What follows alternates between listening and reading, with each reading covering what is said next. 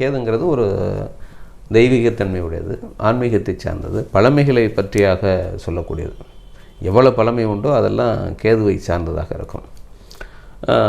இந்த தன்மை உடையதாக இருக்கிறனால என்னன்னா, இது ஒரு தேவ மங்கையாக இருந்தால் கொஞ்சம் சிறப்பாக இருக்கும், கரெக்டாக இருக்குன்னு சொல்லி நம்ம அந்த கங்கையை பற்றியான நிறைய டீட்டெயில்ஸ் எடுக்கும்போது இந்த இடத்துக்கு, அதாவது மேச ராசிக்கு, மேச லக்கணத்துக்கு, அஸ்வினி நட்சத்திரத்துக்கு ரொம்ப சரியாக பொருந்தி வரக்கூடிய கேரக்டராக இந்த கங்கை இருக்காங்க. இந்த கங்கையை பற்றி பார்க்கலாம். வணக்கம் ஜி.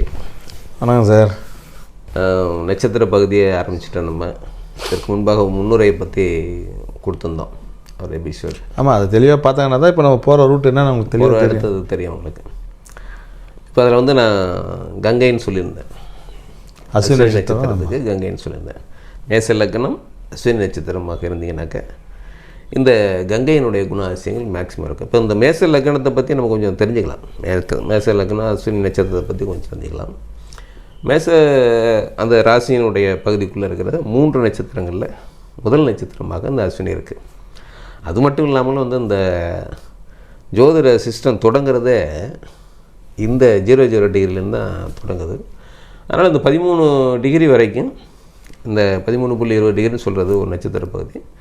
அப்போ அந்த தொடக்கத்திலேயே இந்த 00 டிகிரிலேருந்து 13.20 டிகிரி வரைக்கும் இந்த அஸ்வினி நட்சத்திரம் இருக்குது. அப்போ மேசம் இந்த வந்து செவ்வாயினுடைய ஆட்சி வீடாக இந்த மேசம் இருக்கிறனால என்னன்னா, இங்கே ஒரு கட்டுக்கோப்பு இருக்கும், ஒரு பிடிவாதம் இருக்கும், என்ன நினைக்கிறாங்களோ அதை செஞ்சே தருங்கிற விஷயம் இருக்கும், அதிகமாக பேச மாட்டாங்க. இப்படியெல்லாம் மேசத்துக்கு நம்ம சொல்லியிருக்கோம், நகலன் கேரக்டர் சொல்லியிருக்கோம். அதில் இந்த அஸ்வினி நட்சத்திரங்கிறது கேதுவோட ஆதிக்கமாக வர்றதுனால என்ன கிடைக்குன்னா, இந்த நகுலன்லேருந்து கொஞ்சம் மாறுபட்ட கதாபாத்திரமாக இருக்கும். அந்த செயல்பாடுகள் அந்த குணங்களாக இருந்தாலும் கூட இங்கே ஒரு சின்ன வித்தியாசம் இருக்கும், இப்படி இருப்பாங்க. அதை நம்ம இந்த கங்கையினுடைய வாழ்க்கையை பார்க்கும்போது நமக்கு புரிஞ்சு போகும். இதில் மிக முக்கியமான விஷயம் என்னென்னு கேட்டிங்கன்னா, இப்போ இந்த இதில் பெண்கள் பிறந்திருக்காங்கன்னு வச்சுங்களேன். இந்த அஸ்வினி நட்சத்திரத்தில் பெண்கள் பிறந்திருந்தாலோ அல்லது ஆண்கள் பிறந்திருந்தாலும் சரி, நம்ம பேச போகிறது கங்கையினுடைய பெண் கேரக்டர் பற்றி பேச போகிறோம். அதனால் கொஞ்சம் பெண்களை பற்றி இதை கொஞ்சம் பேசிவிட்டு நம்ம இந்த கங்கையை பற்றி கொண்டு போகலாம். ஏன்னா பொதுவாக இந்த மேசம் இருக்குல்ல, மேசம் வந்து பொதுவாகவே என்னென்னா கொஞ்சம் காதலி விரும்பக்கூடிய நபர்களாக இருப்பாங்க இயல்பு வாழ்க்கையில். பெரும்பாலும் வந்து 100% பேர்கள் ஆண்களாக இருந்தாலும் சரி பெண்களாக இருந்தாலும் சரி காதல் திருமணம் புரியக்கூடியவங்களாக இருப்பாங்க, அல்லது ஒரு நெருங்கிய உறவுகளில் திருமணம் செய்யக்கூடியவங்களாக இருப்பாங்க. அது காரணம் என்னென்னு கேட்டிங்கன்னா, இவங்களுடைய செயல்பாடுகள் எப்படி இருக்குன்னு கேட்டிங்கன்னா, ஒரு பார்த்தும் பார்க்காத மாதிரி இருக்கிறது. மற்றவங்களுக்கு வந்து இப்போ ஒரு பெண்ணுன்னு வச்சுங்களேன், இப்போ தன்னை சுற்றி வந்து இந்த பசங்களை வந்து சுற்ற வைக்கிறாங்கன்னு சொல்கிறாங்க இல்லைங்களா, விரும்புகிறாங்களா விரும்பலையாங்கிறதே கொஞ்சம் நாளைக்கு தெரியாது. அப்புறம் விரும்புகிறாங்கன்னு தெரிஞ்சதுக்கப்புறம் பார்த்திங்கன்னா ஒரு ஒத்துழையாமலேயே இருக்கிற மாதிரி இருப்பாங்க, ஆனால் வாட்ச் பண்ணிக்கிட்டே போவாங்க. ஏன்னா இது மாதிரியாக செயல்படக்கூடியவங்களாக பெரும்பாலும் இருப்பாங்க. அதனால் ஒருத்தனை தீர்மானிச்சிட்டாங்கன்னா அவனை கைப்பிடிச்சே தீரணும், என்ன கஷ்டம் வந்தாலும் தாங்கி கைப்பிடிக்கக்கூடியவங்களாக பெரும்பாலும் இருப்பாங்க. ஆணாக இருந்தாலும் சரி பெண்ணாக இருந்தாலும் சரி வெயிட் பண்ணுவாங்க. இதுக்கு உதாரணத்துக்கு நான் ஒரு சொல்லணும்னு கேட்டிங்கன்னா, ஒரு இதே மேசம் லக்கணம், இந்த மாதிரி அஸ்வினி நட்சத்திரமே ஒரு பெண்ணு 2006 அவங்கள நான் பார்க்குறேன், அந்த ஃபேமிலியை பார்க்குறேன். இந்த பெண்ணுக்கு வந்து காதல் திருமணத்துக்கான வாய்ப்பாக இருக்குது. அப்பா அம்மாட்ட தான் சொல்கிறேன், அந்த பொண்ணுக்கு தெரியாது, படிச்சுக்கிட்டு இருக்கு அந்த பொண்ணு. அப்போ 2009-2010 பார்த்திங்கன்னா இந்த பெண்ணுக்கு மூத்தவங்க 2 சகோதரி இருக்காங்க. முதல் சகோதரிக்கு திருமணம் ஆச்சு, இன்னொரு சகோதரி திருமணம் ஆகலை. இந்த பெண்ணு 3வது பெண்ணு. அப்போது இந்த பெண்ணு வந்து 2010 வந்து காதல் அப்படின்னு சொல்கிறாங்க, வீட்டில் ஏற்றுக்க மாட்டேங்கிறாங்க. ஏற்றுக்கலன்னு என்ன பண்ணுது இந்த பொண்ணு, வேலைக்கு ஜாயின் பண்ணுது. வேலைக்கு ஜாயின் பண்ணிவிட்டு வேலைக்கு போகும், வரும், வீட்டில் வந்து ரூமு கதவை சாத்திக்கும், சாப்பிட்ற நேரத்துக்கு வெளியே வரும், திரும்பி ரூமுக்குள்ளே வச்சு காலையில் சாப்பிட்டு ஆஃபீஸ் போய்டும். யாருக்கிட்டையும் ஒரு வார்த்தை பேசலை 3 வருஷம் இப்படியே. இதுக்கடையில் என்னை கூப்பிட்டு கேட்பாங்க அவங்க, சார் இந்த மாதிரி இருக்கேன் சார் அப்படிங்க. மேசலக்குன்னா பொதுவாக காதல் திருமணம் நடக்கும், பண்ணி வச்சுருங்கன்னு சொன்னோன்னா அவங்க வந்து இல்லை சார் அப்படியெல்லாம் ஒத்துக்க முடியாது, எங்கள் கேஸ்ட்லாம் அந்த மாதிரியெல்லாம் இல்லை, அது ஒத்துக்க மாட்டேன்னு சொன்னாங்க. அப்புறம் உங்கள் விருப்பங்கன்னு நான் சொல்லிட்டேன் நான். அப்புறம் அவங்க என்ன பண்ணாங்க, வேறு வழி இல்லாமல், ஏன்னா இந்த கொடுமையை வந்து சகிச்சிக்க முடியல அவங்களால.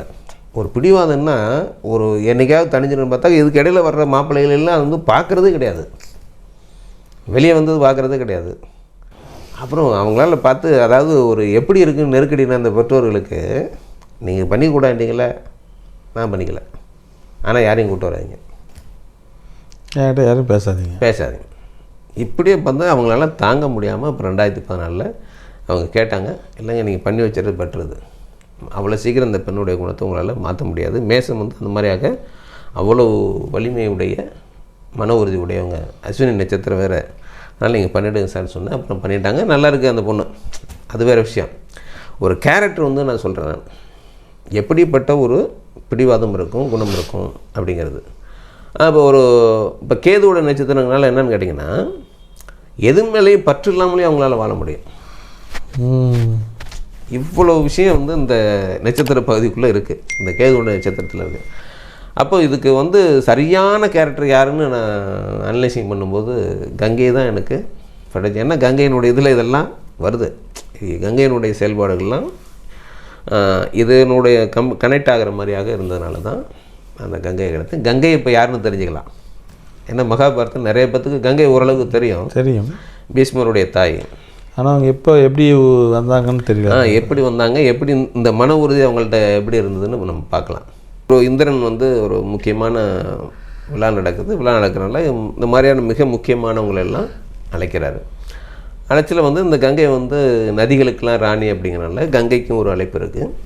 அதே மாதிரி பூலோகத்தில் பார்த்திங்கன்னா மகாபிஷக்குன்னு ஒரு மன்னன் வந்து மிகப்பெரிய யாகங்கள் எல்லாம், யாரும் செய்ய முடியாத யாகங்கள்லாம் செஞ்சு இந்திர பதவியை அடையக்கூடிய அளவுக்கான ஒரு புகழை பெற்றதுனால இப்போ அவனுக்கும் அந்த மாதிரியாக அழைப்பு இருக்குது. இப்போ இந்த இந்திர விழாவில் பிரம்மனை வணங்கிறதுக்காக எல்லோரும் வெயிட் பண்ணிக்கிட்டு இருக்காங்க. வெயிட் பண்ணிக்கிட்டு இருக்கும்போது இந்த சிறிது காற்று வீசும்போது அந்த கங்கையினுடைய ஆடை கொஞ்சம் விலகிடும், சீர்குலைன்னு வச்சுங்களேன். சீர்குலைஞ்சவுடனே மற்றவர்கள்லாம் என்ன பண்ணுறாங்கன்னா அதை பார்த்து தலை குனிஞ்சுக்கிறாங்க. கங்கை வந்து ஒரு புண்ணிய நதி அப்படிங்கிறனால. ஆனால் இந்த மகாபிஷேக் மட்டும் என்னென்னா பார்த்துக்கிட்டே இருக்கிறார். ஏன்னா ஒரு பெரும் யாகங்கள்லாம் செஞ்சப்போ கூட அவர் கலங்காத ஆள். கங்கையினுடைய பேரழகை பார்த்தோன்னா அவருக்கு ரொம்ப அது ஒரு மயங்கிடுறாரு.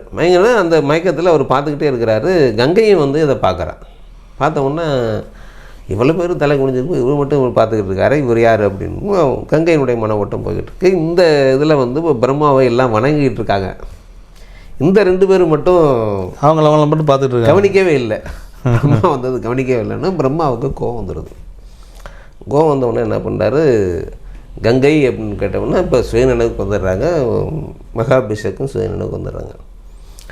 இங்கே என்ன நடந்துக்கிட்டு இருக்குன்னு தெரியாமல் நீங்கள் 2 பேரும் இப்படி காதல் வயப்பட்டீங்கன்னா இந்த சபைக்கு சரியானதில்லை. அதனால் நீங்கள் 2 பேரும் பூலோகத்தில் போய் பிறந்து சிற்றின்பத்தை எல்லாம் முழுமையாக அடைஞ்சிட்டு அதுக்கப்புறம் நீங்கள் வரக்கடவுன்னு சொல்லி சாபம் கொடுத்துருவார். கொடுத்தோன்னே கங்கை அதெல்லாம் ஒரு பெருசாக எடுத்துக்க மாட்டேன். ஆனால் மகாபிஷேக்கு இது ஒரு பெரிய பிரச்சனை ஆகிடுது. என்னென்னு கேட்டிங்கன்னா, இவ்வளோ யாகங்கள்லாம் செஞ்சு மறுபடியும் வந்து புலவத்தில் போய் பறக்கிறதா அப்படிங்கிற மாதிரி அவருடைய நிலை இருக்குது. இதெல்லாம் நம்ம சந்தனுடைய கதையில் நம்ம பார்க்கலாம், ஏன் அவர் அப்படி கவலைப்பட்டாருங்கிறது. ஆனால் நம்ம கங்கையை பற்றி நம்ம பேசினால கங்கையினுடைய ஓரியன்ட்டாக நம்ம போகலாம். கங்கை என்ன பண்ண, கங்கை அதை பற்றியெல்லாம் சரி, இவ்வளோ பெரிய யாகங்கள் செஞ்சவர் கூட தான் நம்ம வாழ போகிறோம் அப்படிங்கிறக்காக அவன் எந்த விதமான கருத்தும் சொல்லாமல் கங்கை வந்து வெயிட்டிங்கில் இருக்கிறான். இப்போது இந்த கங்கை இப்படி இருக்கும்போதுன்னா, இப்போ கங்கை இப்படி ஒரு சாபம் பெற்றிருக்காங்கிறது எல்லாம் தெரியும் இல்லைங்களா. இதில் இன்னொரு மிக முக்கியமான விஷயம் இருக்குது. உலகம் நோக்கி கங்கை வரும்போது வழியில் ஒரு அஷ்டவசுக்களை ஒரு 8 பேரை சந்திப்பாங்க.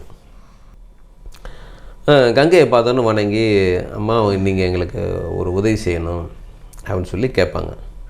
என்னென்னு கேட்டோம்னா, நாங்கள் இந்த மாதிரியாக நாங்கள் 8 பேர் ஒரு அஷ்டவசுக்கள் எங்களை சொல்லுவாங்க. நாங்கள் வந்து காட்டில் வந்து ஒரு வேட்டையாட போகும்போது அங்கே வந்து வசிஷ்டருங்கிற முனிவரை சந்தித்தோம்.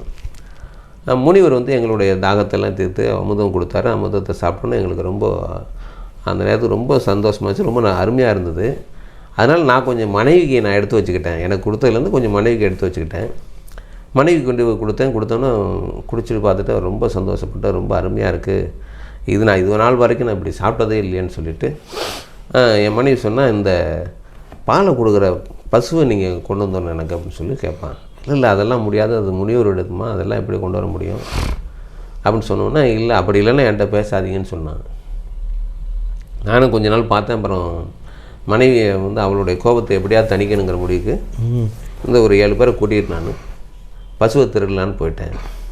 ஞான திருஷ்டியில் வந்து இதை அறிஞ்ச வசிஷ்டர் என்ன பண்ணார், எங்கள் 8 பேருக்கும் ரொம்ப கடுமையான சாபத்தை கொடுத்துட்டாரு. எப்படி சாபம் கொடுத்தாருனாக்க, ஒரு மனைவி மேலே உள்ள மோகத்தினால இந்த மாதிரியான ஒரு திருட்டு வேலையை நீ வந்துட்டியா நீ, அதனால் நீ வந்து பெண் சுகமே இல்லாமல் வாழ கடவாயின்னு சொல்லி சாபம் கொடுத்துட்டாரு. அப்புறம் இந்த 7 பேர் என்ன பண்ணாங்க, நாங்கள் உடந்தையாக வந்தவங்க தான், கூட வந்தவங்களை தவிர நாங்கள் எங்களுக்கு இதில் பங்கு கிடையாது, அதனால் தயவுசெய்து எங்களை மன்னிக்கணும்னு சொல்லி இந்த 7 பேர் வந்து கேட்டாங்க. கேட்டவுடனே அவர் என்ன பண்ணார், இறக்கப்பட்டு, சரி நீங்கள் எல்லாம் பிறந்த உடனேயே இறந்துடுவீங்க, ஆனால் பசுவை இந்த மனைவி மேலே ஆசைப்பட்டு வந்தான் இல்லையா, இவன் மட்டும் அப்படி வந்துடக்கூடாது, நீண்ட காலம் வாழ்ந்து பெண் சுகமே இல்லாமல் வாழணும் அப்படின்னு சொல்லி சாபம் கொடுத்துட்டாரு. அப்போ இந்த சாபம் வச்சு நாங்கள் எப்படி பெறுவதுன்னு கேட்டப்போ வந்து சொன்னார், கங்கை வந்து பூமியில் வரப்போகிறாங்க, அவங்க ஒரு சாபத்தில் வர்றாங்க, நீங்கள் அவங்கள்ட்ட போய் உதவி கேளுங்க, நீங்கள் சாப விமோச்சனை பெறுவீங்க அப்படின்னு சொன்னாங்க. அதனால் நீங்கள் எங்களை வந்து தயவுசெய்து நீங்கள் எங்களுக்கு சாப விமோச்சனை கொடுக்கணும் அப்படின்னு அவங்க கேட்பாங்க.